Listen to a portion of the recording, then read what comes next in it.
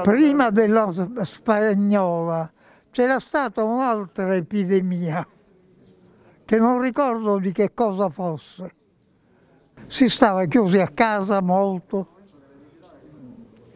No, trovo che è giusto farlo perché sembra che sia il sistema migliore per evitare la diffusione dell'epidemia. Perché qui dovremmo essere tutti concordi nel farlo o nel non farlo. Alla guerra si era sempre da due punti diversi. Poi il nemico è uno e tutti siamo amici. Poi se sbagliamo, pazienza. Sì, stiamo facendo circa 600 vaccini al giorno fra Pfizer e AstraZeneca.